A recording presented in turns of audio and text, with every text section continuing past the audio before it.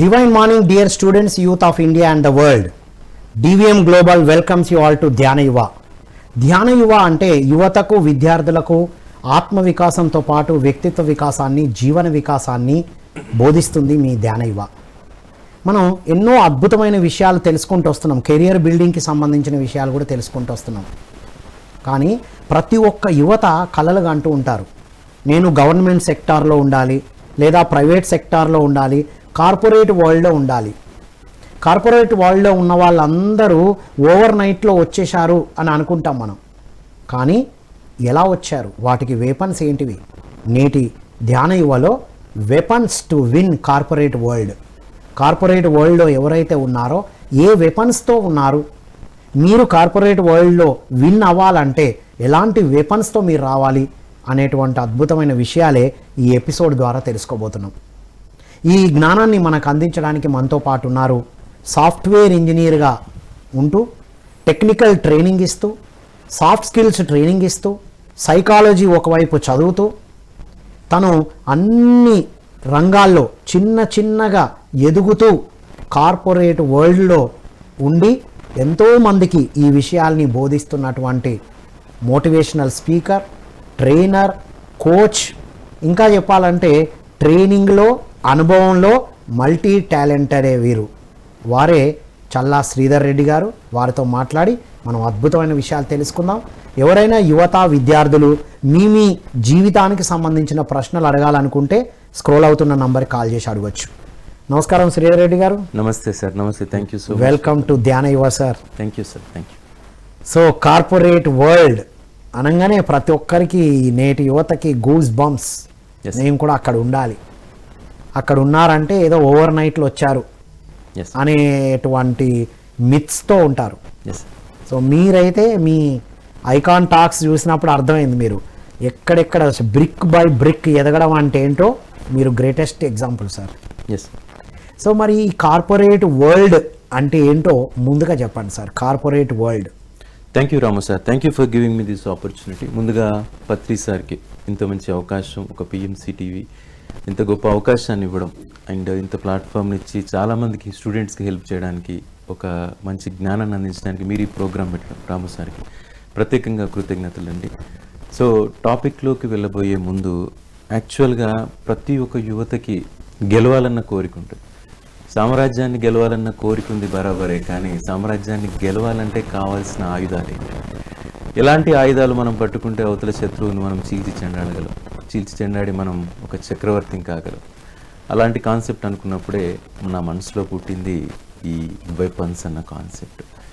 ఎక్కడి నుంచో కాదు, చిన్నగా స్టార్ట్ అయినప్పుడు, నిజంగా మనం ఎక్కడి నుంచో తీసుకుని వస్తే వేరు, కానీ మనం చిన్నగా స్టార్ట్ అయినప్పుడు, చిన్న అడుగులు వేస్తున్నప్పుడు మన దగ్గర ఏమేమి లేవో తెలుసుకోవడానికి చాలా టైం పడుతుంది. బీటెక్ అయిపోగానే అందరు ఇంజనీరింగ్ అయిపోయింది నీకేంటి అనుకుంటారు, కానీ చాలా విషయాలు మన దగ్గర లేవని ఒక్కొక్కటి మనకు తెలుసుకుంటూ వస్తాయి.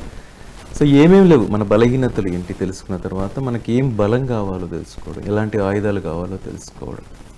ఆ తెలుసుకున్న తర్వాత మనం రెడీగా ఉంటే, నిజానికి మనం రెడీగా ఉంటే మన కోసం సక్సెస్ వస్తుంది.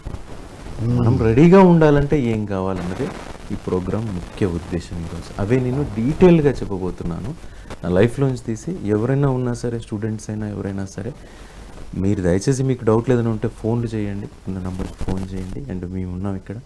Sir please continue.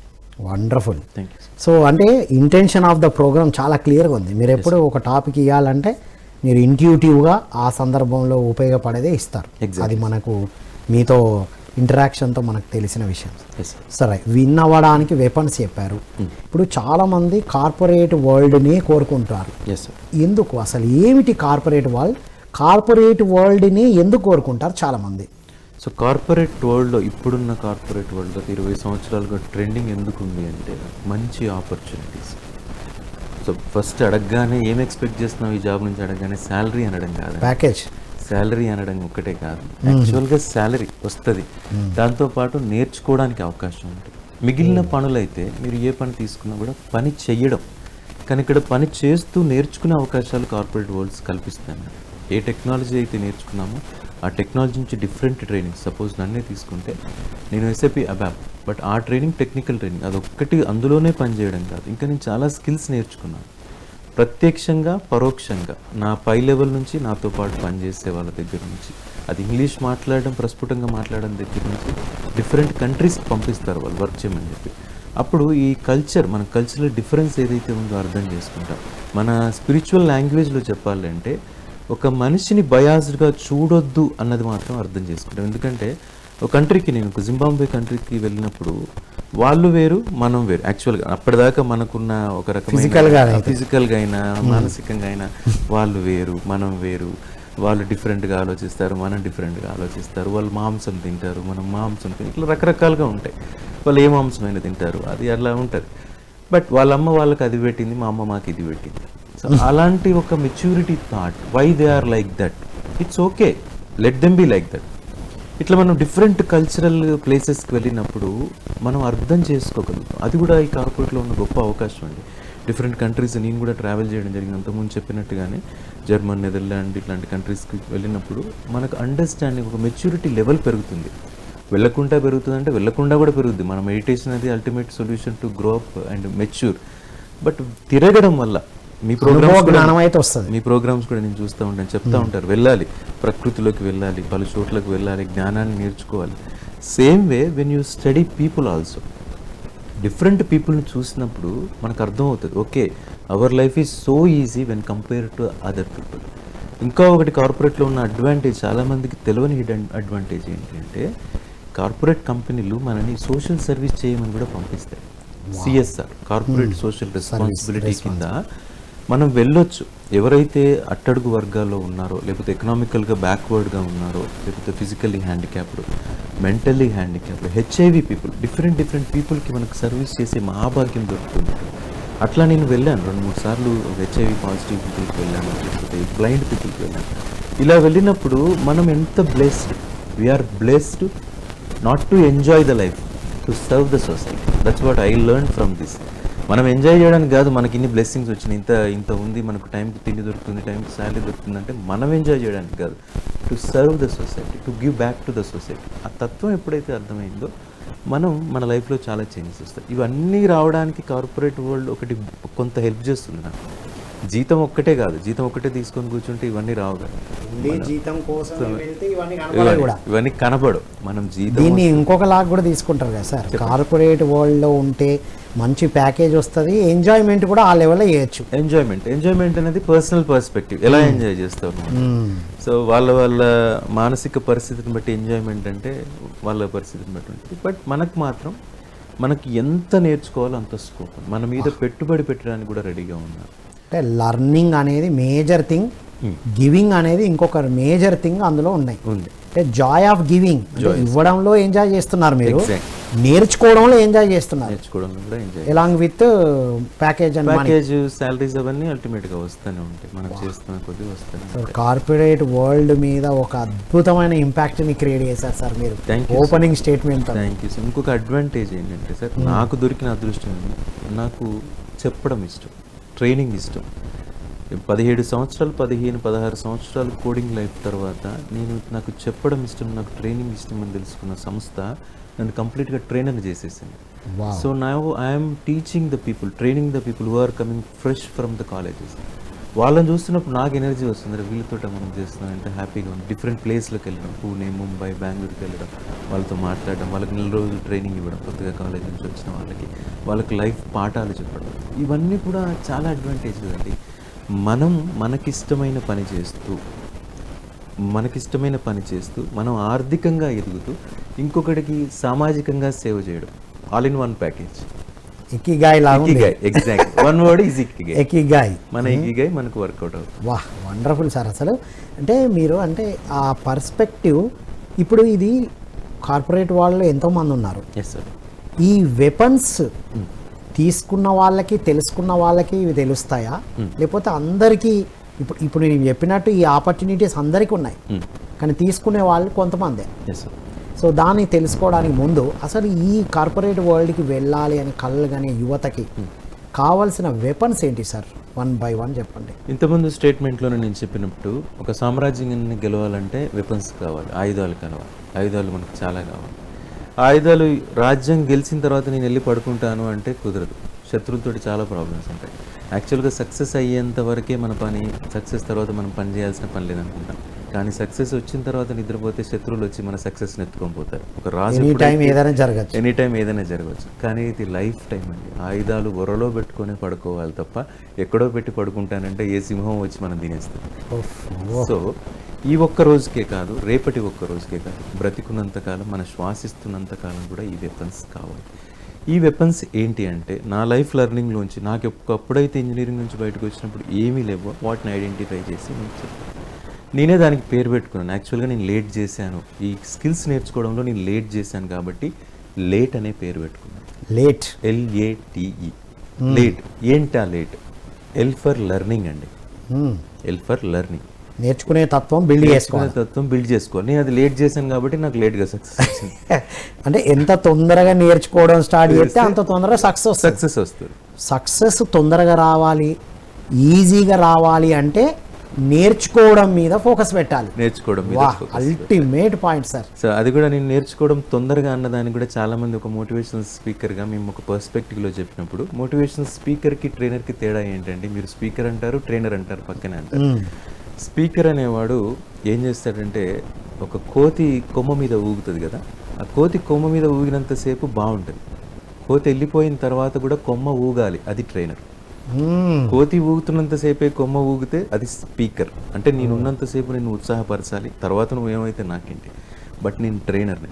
ఒక ట్రైనర్ కోతి వెళ్ళిపోయిన తర్వాత కూడా కొమ్మ ఊగుతానే ఉండాలనేది నా పర్స్పెక్టివ్. ఇప్పుడు మీరు అన్నట్టు టెంపరీ సక్సెస్కి వర్కౌట్ కావు నేను చెప్పే సూత్రాలు. పర్మనెంట్ సక్సెస్ కోసం కష్టపడే వాళ్ళకి మాత్రమే వర్కౌట్ అవుతుంది. లెర్నింగ్ అనేది నేను ఈరోజు ఆపేస్తానంటే కుదరదు. ఇప్పుడు నేర్చుకున్నాను కదా, ఈ ఎగ్జామ్ అయిపోయింది, 10th అయిపోయింది కదా అంటే ఇంటర్కి వెళ్ళాలి, ఇంటర్ అయిపోయిందంటే ఇంజనీరింగ్కి వెళ్ళాలి, ఇంజనీరింగ్ అయిపోయింది కార్పొరేట్కి వస్తే రోజు చదవాలి. ఆపేస్తా నేనంటే సింహం వచ్చి తినేస్తాను. అడుగులో నడుస్తూ నేను ఆపేస్తా, ఇక్కడే బాగుంది అని కూర్చుంటే ఏ జంతువు వచ్చి తినేస్తాను. నడవడం ఆపేస్తే అంతే, ఇంకా అయిపోయినట్టు. ఎప్పుడైతే లెర్నింగ్ కూడా quotation, the best quotation I have heard is, when you stop learning, you started dying. ఆ రోజే చనిపోయినట్టు, చనిపోతున్నట్టు స్టార్ట్ అవుతుంది. కర్వ్ ఇట్లా ఉంటుంది. మనం లెర్నింగ్ నేర్చుకున్నప్పుడు ఇలా ఉంటుంది. ఇక్కడ ఆపేసాం అనుకోండి, ఇట్లా పడిపోతా ఉంటుంది. ఇంకా స్లోగా కిందికి దిగుతున్నట్టు. నీతో కలిసే వాళ్ళు కలవరు, నీతో మాట్లాడాలనుకున్న వాళ్ళు మాట్లాడరు. ఇప్పుడు మీకు ఇంత విద్వత్తు సంపత్తు ఉంది కాబట్టి, ఇక్కడ దాకా సంపద ఉంది కాబట్టి, ఇక్కడ దాకా వచ్చి మాట్లాడుతున్నారు కాబట్టి, ఇంతమంది మీతో మాట్లాడడానికి ఇష్టపడుతున్నారు. మీకు తెలుసుకోవాలన్న ఆసక్తి ఉంది కాబట్టి ఇక్కడ దాకా వచ్చి అందరూ మాట్లాడుతున్నారు. మీకు ఎప్పుడైతే తెలుసుకోవాలి, నాకెందుకులే, నాకు సరిపోయింది, ఇంకా నాకు నాలెడ్జ్ ఎందుకు, నాకు ఈ జ్ఞానం ఎందుకు అంటే, ఏదో ఒక రోజు మిమ్మల్ని అయినా నన్నైనా ఇంట్లో కూర్చొని టాటా బై బై చెప్పేస్తారు. సో లెర్నింగ్ అనేది ఖచ్చితంగా ఈ కర్వ్ ఇలా కాదు, ఇలా ఉండాలి, పోయేంత వరకు కూడా ఉండాల్సింది. Learning is a continuous process. Socrates example చెప్తారు కదా, సోక్రటీస్కి ఆయనకి శిక్ష వేసినప్పుడు, విషం దాగమని శిక్ష వేసినప్పుడు కూడా ఆఖరి నిమిషంలో కూడా అవతలి వ్యక్తితో మాట్లాడుతూ ఉన్నారట. మాట్లాడుతూ ఉంటే, ఎందుకంటే మాట్లాడడం అంటే, నాకు ఇంకా ఏదో నీ గురించి తెలుస్తుందేమో, ఏదన్నా విషయం తెలుస్తుందేమో, ఎట్లాగో మీరు చనిపోతున్నారు కదా, ఇంకెందుకు అంటే, ఇంకా చనిపోలేదు కదా అన్నాడట ఆయన. What learning. So learning, L for learning అండి. ఇక్కడ మెయిన్గా యువతకి, ఎవరైతే గ్రాడ్యుయేషన్ పాస్ అయ్యి ఇంజనీరింగ్ లేకపోతే జాబ్లో జాయిన్ అయ్యేదామన్న ఆస్పిరెంట్స్ ఉత్సాహంగా ఎవరు ఉంటారో, మీ బేసిక్ లెర్నింగ్ వచ్చి ఫస్ట్ లెర్నింగ్ కమ్యూనికేషన్ అండి. లెర్నింగ్ అనే పార్ట్లో ఉన్నాం మనం. లెర్నింగ్ అనే పార్ట్లో సబ్ టాపిక్ వచ్చి కమ్యూనికేషన్. ఎలా మాట్లాడాలి, ఇంగ్లీష్లో మాట్లాడాలి. కార్పొరేట్ వరల్డ్కి రావాలి అనుకుంటే ఇంగ్లీష్లో మాట్లాడడం ఖచ్చితంగా రావాల్సిందే. అక్కడ నాకు కూడా లేట్ అయింది నిజంగా, నేర్చుకోవడానికి, మాట్లాడడానికి భయపడేవాడిని, సిగ్గుపడేవాడిని, మోమాట పడేవాడిని. ఏమనుకుంటారు అవతల వాళ్ళు, ఇట్లా రకరకాల సందేహాలతో నేను మాట్లాడలేదు, నాకు అది సరైన ప్లాట్ఫామ్ పర్లేదు. బట్ ఇప్పుడున్న యువతకు యూట్యూబ్ ఛానల్స్ ఉన్నాయి, డిఫరెంట్ ఇన్స్టిట్యూట్స్ ఉన్నాయి, డబ్బులు తక్కువే, పెద్దగా ఫీజులు కట్టాల్సిన పని లేదు. కాబట్టి ఇంగ్లీష్ నేర్చుకోవడం స్టార్ట్ చేయండి. ఎప్పుడైతే ఇంగ్లీష్ నేర్చుకోవడం స్టార్ట్ చేసామో మన బాడీ లాంగ్వేజ్ మారుతుంది, మన కాన్ఫిడెన్స్ మాట్లాడుతుంది, మనం మాట్లాడే విధానం మారుతుంది. సో ఫస్ట్గా కమ్యూనికేషన్. లెర్నింగ్లో ఫస్ట్ టాపిక్ వచ్చి కమ్యూనికేషన్. లాంగ్వేజ్ అండ్ కమ్యూనికేషన్ నేర్చుకోవాలి.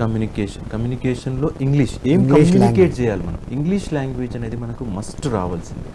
తర్వాత బాడీ లాంగ్వేజ్, మన బాడీ లాంగ్వేజ్ ఎట్లా రిప్రజెంట్ చేస్తున్నాం, అవతల వాళ్ళతో ఎట్లా మాట్లాడుతున్నాం. ఒక సేమ్ ఫ్రెష్ గ్రాడ్యుయేట్ మన దగ్గరికి ఇంటర్వ్యూకి వచ్చినప్పుడు, కంపెనీకి ఇంటర్వ్యూకి వచ్చినప్పుడు ఒకరు సెలెక్ట్ అవుతారు, సేమ్ పర్సెంటేజ్ ఆఫ్ మార్క్స్ ఉన్న అతను ఒకరు సెలెక్ట్ అవుతారు. ఇంకొక అబ్బాయి సేమ్ పర్సెంటేజ్ ఉన్నా కూడా సెలెక్ట్ అవ్వడు. ఎందుకు సెలెక్ట్ అవ్వట్లేదు? రీజన్ అంటే ఇద్దరికి సేమ్ టాలెంట్ ఉన్నా కూడా, same skills, everything, same subject knowledge ఉన్నా కూడా ఎక్స్ప్రెసివ్నెస్ లేదు. తనకు తాను చెప్పుకోగలిగే శక్తి ఉండాలి. సార్ అన్నప్పుడు అతను కాన్ఫిడెంట్గా లేడని మనకు అర్థమైపోతాం.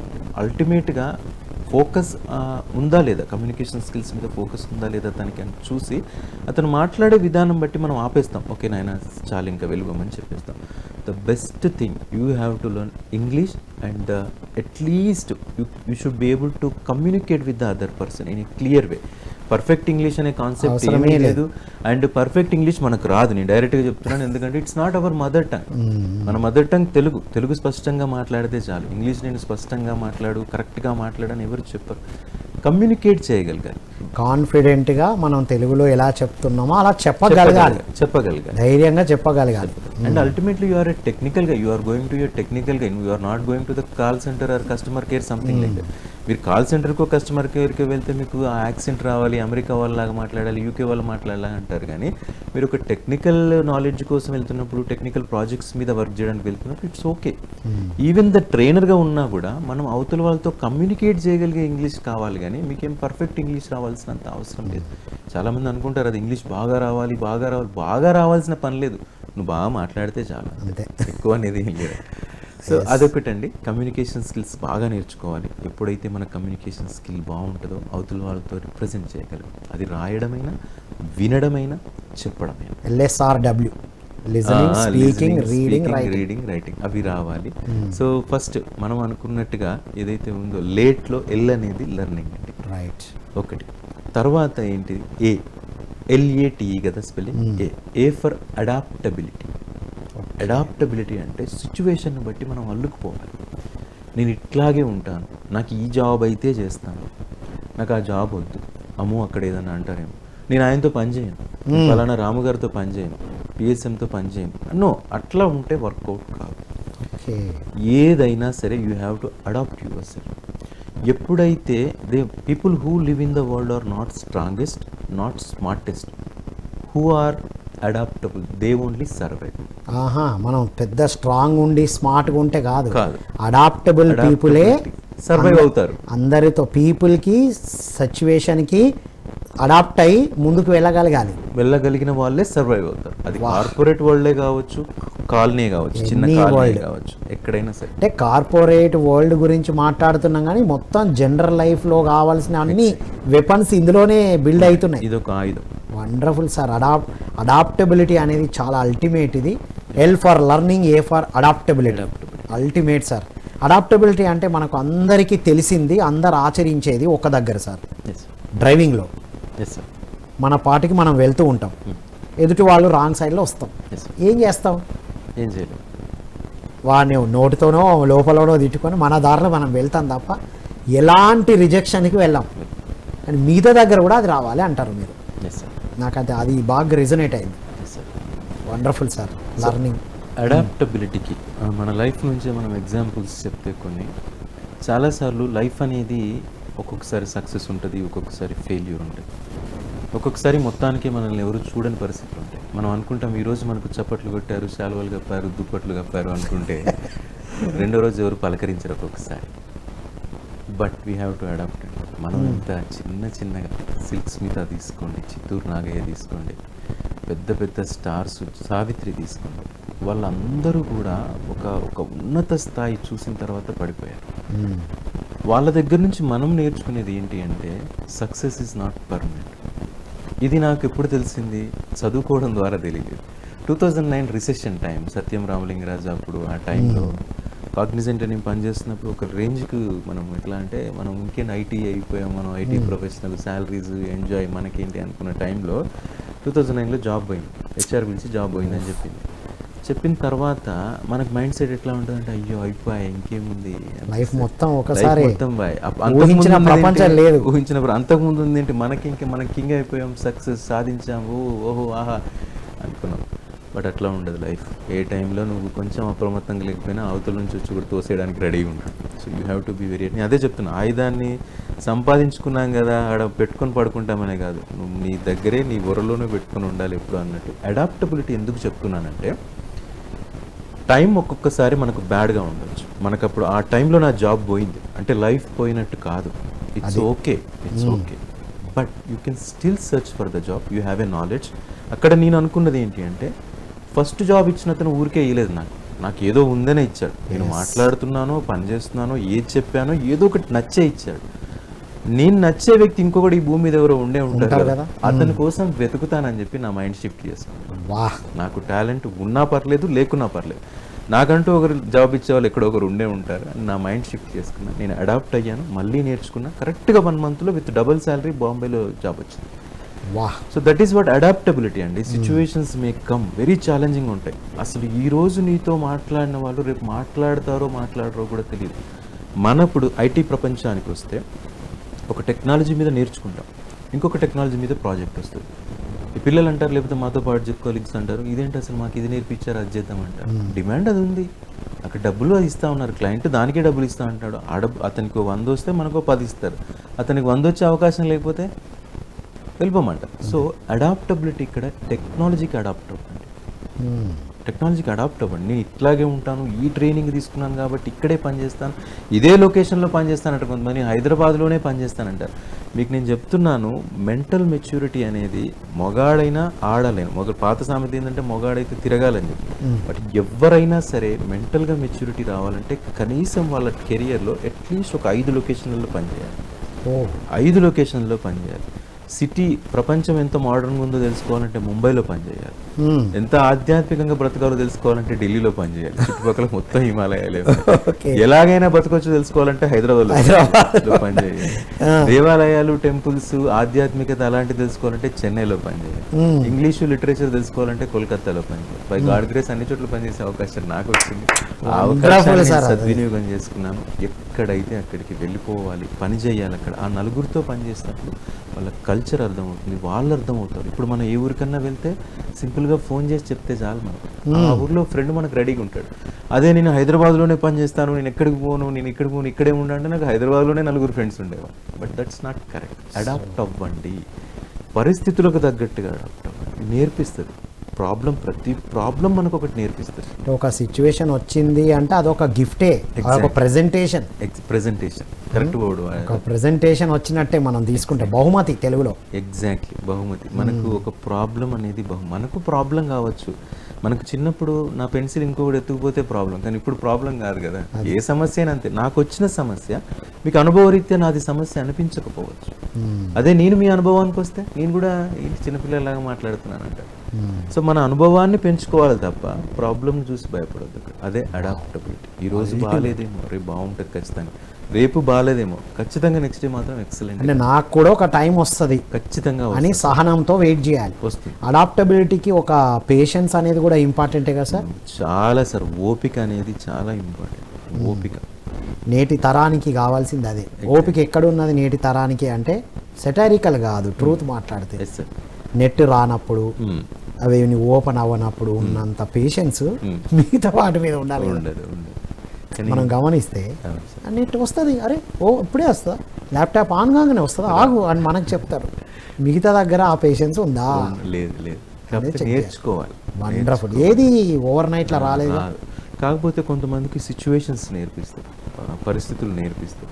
బై గాడ్ గిఫ్ట్ నాకు కొన్ని పరిస్థితుల వల్లనే చాలా విషయాలు తెలుసుకునే అవకాశం. అది ట్యూషన్ కాకుండా ఇప్పుడు చూడండి, డబ్బులు పెట్టి నేర్చుకునే వాటికన్నా పరిస్థితుల నుంచి నేర్చుకుంటే ఏ కాస్ట్ లేదు కదా. ఏ కాస్ట్ లేదు. ప్లస్ మనం చెప్పగలుగుతాం. ఇంకొకటి, ఏ ప్రాబ్లము లేకుంటే నేను ఒకటి చెప్తాను సార్. 30 ఏళ్ళప్పుడు నీకు ఏ ప్రాబ్లం లేదు, సుఖంగా ఉన్నావు. 40 ఏళ్ళప్పుడు నీకు ఏ ప్రాబ్లం లేదు, సుఖంగా ఉన్నావు. అంటే ఈ 10 ఏళ్ళు వేస్ట్ అయిపోయినట్టే. లైఫ్లోంచి 10 ఏళ్ళు వేస్ట్ అయినట్టే. 30 ఏళ్ళకి నీకు ప్రాబ్లం వచ్చేదని నేర్చుకుంటే 40 ఏళ్ళప్పుడు నీకు ఇంకొకటి చెప్పడానికి ఉంటుంది. నువ్వు 4 పెళ్ళిళ్ళు 4 ఇల్లు కట్టి ఉంటే నీ దగ్గరికి ఇంకెవరైనా ఇల్లు ఎలా కట్టాలంటే వెళ్ళి అటెండ్ చేసుకొని పెళ్ళిళ్ళు అటెండ్ అయ్యో పెళ్ళిళ్ళు చేసో అది మనలకు వేరేలాగా అర్థమవుతుంది యువతకి. పెళ్ళిళ్ళు చేసావు ఉంటే ఆ బాధ్యత నువ్వు తీసుకొని ఉంటే, ఆ ఛాలెంజెస్ నువ్వు చూస్తుంటే రేపు ఇంకొకరు వచ్చి అన్న ఇది ఈ పని ఎలా చేయాలని అడుగుతారు. నువ్వు ఏ పని చేయలేదు, ఎలా ఉండలేదు, సుఖంగా ఉన్నావు 10 ఏళ్ళు అంటే నీ లైఫ్ నుంచి 10 ఏళ్ళు వేస్ట్ అయిపోయినట్టే. నీ దగ్గరికి ఎవరు రారు. వాహ్, అల్టిమేట్ సార్. అడాప్టబిలిటీలో అసలు 360 డిగ్రీస్ ఆఫ్ లైఫ్ చూపించారు. LA నెక్స్ట్ టీ, మళ్ళీ LA టీ వచ్చి టీం వర్క్ అండి. టీం వర్క్, కార్పొరేట్ వరల్డ్లో టీం వర్క్. నువ్వు ఒక్కడివే వేగంగా వెళ్ళాలంటే ఒంటరిగా వెళ్ళి, కానీ దూరంగా వెళ్ళాలంటే తోడు తీసుకోపో. ఒక్కడే వెళ్ళాలంటే ఎక్కడికైనా వెళ్ళి, కానీ దూరంగా వెళ్ళాలి, డెవలప్ అవ్వాలంటే మాత్రం తోడు తీసుకుంటారు. కార్పొరేట్ వరల్డ్ మొత్తం నువ్వు ఒంటరిగా చేసేది కాదు, నీతో కలుపుకొని పోయి చేసేది. నా పని నేను పర్ఫెక్ట్గా చేస్తా, నా పని మిగతా వాళ్ళు ఏం చేస్తే నాకేంటి అనేది కాదు అనేది అలా ఉండకూడదు. ఎందుకు ఉండకూడదు అంటే we are part of the system. మన కుటుంబం ఒకటి, ఏజ్ వచ్చిన తర్వాత జాబ్ చేసేటప్పుడు రెండే ప్లేస్లలో ఉంటాం, అయితే కుటుంబం లేకపోతే ఉద్యోగం. ఉద్యోగం దగ్గర ఉన్న వాళ్ళు కూడా మన కుటుంబ సభ్యులు, ఎక్స్టెండెడ్ ఫ్యామిలీ, ఒకడు అన్న, ఒకడు తమ్ముడు, ఒకరు అక్క, ఒకరు చెల్లి, ఒకరు ఫ్రెండ్, ఎవరైనా కావచ్చు. మన ఇంట్లో సమస్యలు వస్తే ఎట్లాగా పరిష్కారం చేసుకుంటాము, అక్కడ కూడా సమస్యలు వస్తే పరిష్కారం చేసుకోగలగాలి. నేను బాగున్నాను, నా పని అయిపోయిందంటే కుదరదు. ఎక్కడో టీం వర్క్ అనే దానికి నేను చిన్న ఎగ్జాంపుల్ చెప్తాను సార్. మనకి ఎందుకులే అని మనం వదిలేసి ఉంటే మా జీవితాలు మారేవి కాదేమో. ఇట్లా నేను ఒక చిన్న ఎగ్జాంపుల్, ఎక్కడో ముంబైలో ఒకసారి నేను ఇంటర్వ్యూ అటెండ్ అవుతా ఉంటే పక్కన ఉన్న అతను మా పరిచయం అయ్యాడు. తెలుగతను అంటే ఖచ్చితంగా వేరే రాష్ట్రంలో అయితే మనం చాలా మాట్లాడతాం. సో అతనితో కూడా మాట్లాడాను, ఏం సార్ ఎలా ఉన్నారు ఏంటి అంటే, నేను ఇక్కడికి జాబ్ కోసం వచ్చాను, జాబ్ దొరకట్లేదు నాకు, అది ఇది అన్నారు. అంటే దొరుకుతుందిలేండి, అయ్యో ఇవాళ కాకపోతే రేపు దొరుకుతుంది. నా స్టోరీ చెప్పాను, నాకు కూడా టైం పట్టిందండి, ఇంగ్లీష్ రాలేదు, అంత లెర్నింగ్, సో స్ట్రగుల్ అయింది నాకు అని చెప్తే, అవునా సార్ అలా అయిందా అని చెప్పారు. చెప్పిన తర్వాత ఓకే అండి వస్తుందిలేండి అన్నాం. మేము నంబర్స్ ఎక్స్చేంజ్ చేసుకున్న తర్వాత ఆయన 1-2 సార్లు మాట్లాడారు, బాగానే ఉందన్నారు. తర్వాత మేము టచ్లో లేము. తర్వాత ఒక 2 సంవత్సరాలు ఆ టైం తర్వాత నేను కూడా ఇక్కడ హైదరాబాద్కి వచ్చేసాను, జాయిన్ అయ్యాను. ఒక క్లయింట్ పని మీద మేము ఆ క్లయింట్తో మాట్లాడడానికి వెళ్ళాను. క్లయింట్తో మాట్లాడడానికి పంపించారు నన్ను ఇక్కడ నుంచి, మా కంపెనీ నుంచి.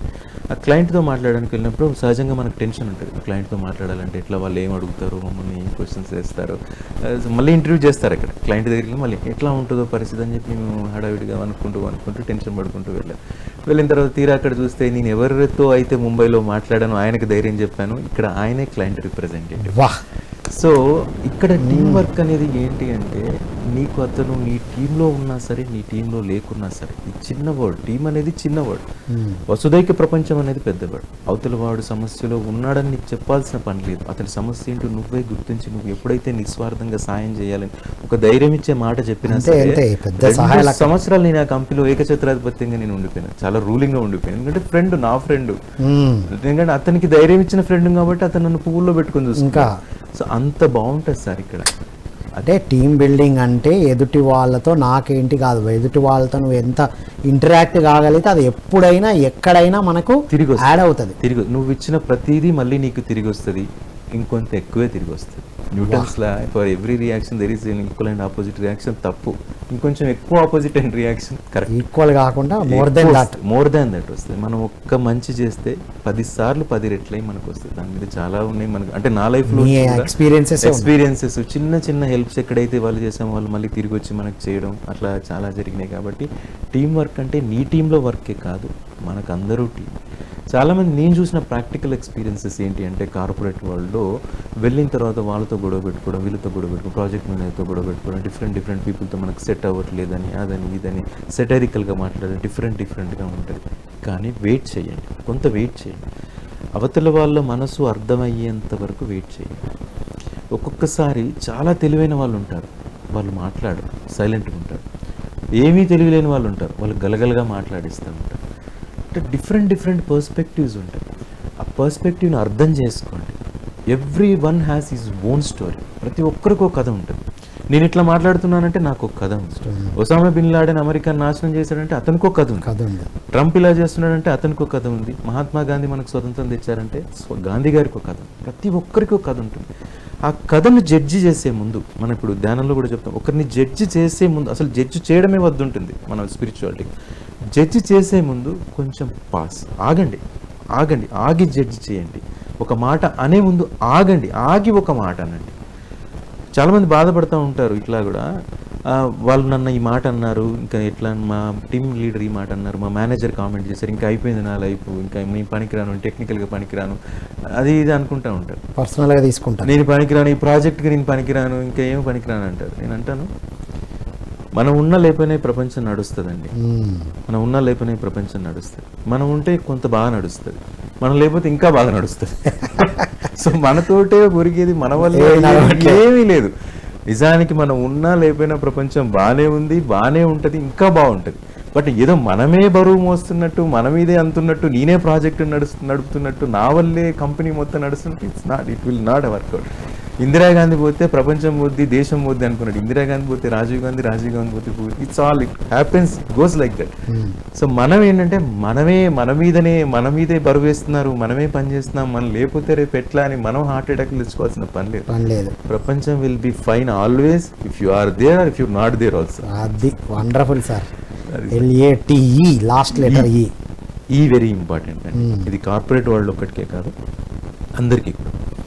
ఎమోషనల్ ఇంటెలిజెన్స్ కొంత already previous topic. Emotional intelligence అంటే అవతలి వాళ్ళు నిన్ను ఏమంటున్నారు అనేది ఒక అండర్స్టాండింగ్కి వచ్చే ముందు అసలు నీకు నువ్వేంటి తెలియాలి. ఏంటి నీ పరిస్థితి ఏంటి, నీకు ఎప్పుడు కోపం వస్తుంది, నీకు ఎప్పుడు సంతోషం వస్తుంది, ఎప్పుడు బాధ వస్తుంది, ఎప్పుడు ఆవేశం వస్తుంది, ఎప్పుడు ఆక్రోషం వస్తుంది, ఎప్పుడు చిరాకు పుడుతుంది, ఎప్పుడు పగ, ఎప్పుడు ప్రతీకారం, ఎప్పుడు కడుపు మంట, ఎప్పుడు కళ్ళల్లో మంట, ఎప్పుడు వస్తున్నాయి నీకు తెలియాలి. ముందు నీకు తెలియాలి. నీకు అంటే మన గురించి మనకు తెలియాలి. ఎమోషనల్గా కంట్రోల్ చేసుకునే ముందు వాట్ ఆర్ యువర్ ఎమోషన్స్ అని మనకు తెలిస్తే, ఓకే నేను ఈ సందర్భంలో ఇలా రియాక్ట్ అవుతున్నాను, ఈ సందర్భంలో నాకు విపరీతమైన కోపం వస్తుంది, హార్ట్ బీట్ పెరుగుతుంది, ఇది తెలుసుకోగలిగితే we can do next response ఇచ్చే ముందు, నేను చెప్పేది రియాక్షన్ ఇచ్చే ముందు. మీరు నన్ను ఏదన్నా మాట అన్నారు అనుకోండి, ఆ మాట అనడంలో మీకున్న క్వాలిఫికేషన్ ఏంటి. ఇప్పుడు నేను మీతో మాట్లాడుతున్నాను, మీరు ఈ రంగంలో చాలా ప్రసిద్ధులు, ఎప్పటి నుంచో ప్రోగ్రామ్స్ చేస్తున్నారు, ఇలా కాదు సార్ ఇలా ఉండాలి, ఇలా మాట్లాడారని చెప్పారనుకోండి, మీరు చెప్పిన ఉద్దేశం ఏంటి అంటే మీ అనుభవంలోంచి వచ్చిన ఉద్దేశం, నేను కొంత అభివృద్ధి అవ్వాలని వచ్చిన ఉద్దేశం. కానీ ఏం జరుగుతుంది ఇక్కడ, నార్మల్గా ప్రాజెక్టులలో ఇలా కాదు ఇలా చేయాలని ఒక టీమ్ లీడర్ కానీ మేనేజర్ కానీ చెప్పినప్పుడు అయిపోయాయి, నన్ను అన్నాడు, నన్ను తక్కువ అంచనా వేసి నాకు తెలియలేదంటే నేను పని నేను ఆయనకి చెయ్య. చాలాసార్లు కూడా మేనేజర్లు చాలా మెచ్యూర్డ్గా చెప్తారు, ఇలా కాదు ఇలా చేసుకోవాలి అని చెప్తారు. అది దాటి ఎదిగొచ్చిన వాళ్ళు మీరు కూడా అక్కడ రావచ్చు చెప్పడానికే తపన. ఇప్పుడు ఇట్లాంటి ప్రోగ్రామ్స్ అన్ని కూడా మీరు నిర్వహిస్తున్నారంటే ఊరికే కాదు కదా, ఒక చెప్పాలన్న తపన. ఆ తపన వాళ్ళకున్న ఉద్దేశాన్ని మనం అర్థం చేసుకుంటే మనం ఎదుగుతాం. ఇప్పుడు చిన్న ఎగ్జాంపుల్, మనకి ఇప్పుడు నాకు జ్వరం వస్తే నేను ప్లంబర్ దగ్గరికి వెళ్ళాను కదా, డాక్టర్ దగ్గరికి వెళ్ళాలి. డాక్టర్ ఇచ్చిన ఒపీనియన్ నాకు ఇంపార్టెంట్, కానీ మా ప్లంబర్ ఇచ్చిన ఒపీనియన్ నాకు ఇంపార్టెంట్ కాదు. నేను పక్కింటోడు అన్నాను, ఎదురింటోడు అన్నాను, నీ కాలనీలో అన్నాడని నువ్వు ఫీల్ అవుతా ఉంటే అది కరెక్ట్ కాదు కదా. నిన్ను జడ్జి చేయగలిగే వ్యక్తి నీ అంత ఎక్స్పీరియన్స్ అయ్యే వ్యక్తి ఉండాలి, నీ సబ్జెక్ట్ నాలెడ్జ్ ఉన్న వ్యక్తి ఉండాలి. నీకన్నా ఎక్కువ సబ్జెక్ట్ నాలెడ్జ్ ఉన్న వ్యక్తి నీ మీద కంప్లైంట్ చేస్తున్నాడు అంటే ఇట్స్ ఎ ఫీడ్బ్యాక్. నీ మీద ఫీడ్బ్యాక్ ఇస్తున్నాడు తప్ప కంప్లైంట్ చేయట్లేదు. నువ్వు ఇక్కడో డెవలప్ అవ్వాలని అతను చెప్తున్నాడు, అతనికి ఆ ఇంటెన్షన్ ఉంది. సో అది గ్రహించండి తప్ప ఎమోషనల్ అయిపోయి ఊగిపోయి ఎగిరిపోయి అరిచి గీపెట్టి నేను చెయ్యను పో అని రిజైన్ చేసి ఇక్కడ కాకపోతే ఇంకో చోటుకి వెళ్ళినా మళ్ళీ ఇదే సీన్. ఎక్కడ ఏది ఆపామో మళ్ళీ అక్కడే కంటిన్యూ అవుతుంది. అక్కడ మళ్ళీ ఇదంతా ఆగాలి, టైం అంతా వేస్ట్ అయిపోతుంది. ఇప్పుడు మళ్ళీ ఎక్కడ ఆపామో అక్కడ బిగిన్ అవుతుంది. సో ఎమోషనల్ ఇంటెలిజెన్స్ అనేది ఒక కంపెనీలో మాత్రమే కాదండి, మన చుట్టూ ఉన్న సమాజంలో మన ఇంట్లో కూడా చాలా ఇంపార్టెంట్. నేటి యువత అడాప్ట్ చేసుకోవాల్సిన విషయాల్లో మేజర్ ఇంపార్టెంట్ ఎమోషనల్ ఇంటెలిజెన్స్ ఒక్కటి వస్తే ఆటోమేటిక్గా టీమ్ బిల్డింగు, తర్వాత లర్నింగ్, అడాప్టబిలిటీ కొంతవరకైనా అవి వస్తాయి. ఈ ఎమోషనల్ ఇంటెలిజెన్స్ ల్యాక్ వల్లనే ఫ్లక్చువేట్ అవుతూ ఉంటాయి. ఎగ్జాక్ట్లీ. మనకెందుకులే, అది ఎమోషనే కదా. తెలుసు అన్న ఫీలింగ్ కూడా ఎమోషనే. ఈగో ఒక ఎమోషన్, అహంకారం ఒక ఎమోషన్. అహంకారం వల్ల రాజ్యాలే మారిపోయి, రాష్ట్రాలే మారిపోయి, ఎవరిని చెప్పదలుచుకోలేదు. సో అట్లా ఉంటాయి మన ఎమోషన్స్ వల్ల, అట్లా ఉంటాయి. కానీ వీటన్నిటికీ కూడా ఎమోషనల్గా నేను ఇంటెలిజెంట్ అవ్వాలంటే ఎలా అవ్వాలి, ఏం నేర్చుకోవాలి, ఏం చదవాలి, ఇవన్నీ మీరు ఏమి చేయక్కర్లేదండి. సింపుల్. పత్రిజీ సార్ ప్రతిపాదించిన ఆనాపానసతిని రెగ్యులర్గా మీరు ప్రాక్టీస్ చేయగలిగితే ఎమోషనల్ ఇంటెలిజెన్స్ చాలా వరకు మనకు వచ్చేస్తుంది. అది ఒక స్థితంలో ఉండి, ప్రజ్ఞతతో ఉండి మనం ఆలోచించగలుగుతాం. ఓకే, సారీ మాట అన్నారు, ఇప్పుడు నేను అనాలా అనే ముందు ఆలోచించాలి, ఆలోచించిన తర్వాత అనాలా, ఆలోచించి తర్వాత ఆగి అనాలా. These are all the responses. ఇప్పుడు అవతల వాళ్ళు ఏదైనా అనొచ్చు, భూకంపాలు ఉంటాయి, సునామీలు ఉంటాయి, ఇంకా ఏదైనా ప్రకృతి వైపరీత్యాలు ఉంటాయి. వాటికి నేను రియాక్ట్ అయినా కాకపోయినా పెద్ద తేడా లేదు, రియాక్ట్ అయితే పెద్ద మారేదేం లేదు. కానీ నా కంట్రోల్లో లేవు అవి, నాకు ఆ విషయం తెలుసు. భూకంపాలలో నాకంటూ సముద్రం, వాన, తుఫాను, చినుకు ఏది నా కంట్రోల్లో లేదు. కానీ నా కంట్రోల్లో ఉండే నా ఆలోచనలు, నా మాటలు, నా అభిప్రాయాలు, నా విలువలు, నా అలవాట్లు, నా పర్పస్, నా లక్ష్యం, నేను ఏం చేయాలనుకున్నాను, అది నా కంట్రోల్లో. నా కంట్రోల్లో ఉన్న దాని మీద నేను కంట్రోల్ పెట్టుకుంటే చాలు. మీరేమంటున్నారు, మీ ఆలోచనలు ఏంటి, మీ విలువలు ఏంటి నాకెందుకు సార్? ఎదుటి వాళ్ళు మన కంట్రోల్ లేని వాటి మీద ఎందుకు? నాకెందుకు నాకెందుకు అదే ఇమోషనల్ ఇంటెలిజెన్స్. Exactly sir. మన కంట్రోల్లో ఉన్న వాటి పట్లనే గమనిస్తూ ఉండడం, చాలు. కంట్రోల్లో లేని వేరే వాళ్ళ ఎమోషన్స్ మీద, బయటి వాటి మీద వద్దు. అదే ఇంటెలిజెన్స్. వావ్. మన ప్రపంచం ఏంటో మన ప్రపంచంలోకి తొంగి చూసుకుందాం. అది మన పుస్తకం ఏంటో మన పుస్తకాన్ని తెరిచి చదువుకుందాం. మన సినిమా ఏంటో మన సినిమాని మన థియేటర్లో చూసుకుందాం. మన సీరియల్ మనం చూసుకుందాం. మన ఓటీటీలో మనం ప్లే చేసుకుందాం. అంతేగాని అవతల వాళ్ళే మనకెందుకు సార్? ఏమొస్తుంది అందులో? That is emotional intelligence. మనం మెచ్యూర్ కావాలంటే మెడిటేషన్ ఇస్ ద అల్టిమేట్ వే. కోటి పుస్తకాలు చదివితే, 100,000 సినిమాలు చూస్తే, ప్రపంచం అంతా తిరిగితే వచ్చే నాలెడ్జ్ మెడిటేషన్తో కూడా వస్తుంది. మెడిటేషన్తో పాటు మీరు చెప్పినట్టుగా కొంత తిరగాలి, మనిషి తిరగాలి, మనుషులను అర్థం చేసుకోవాలి, కొన్ని ప్రాబ్లమ్స్ ఎదుర్కోవాలి. కొన్ని ప్రాబ్లమ్స్ ఎదుర్కొన్నప్పుడే మనిషి రాటు తేలుతాడు, మెచ్యూర్ అవుతాడు. ఇవన్నీ అనుభవ జ్ఞానం అనేది వస్తుంది. ఎగ్జాక్ట్లీ.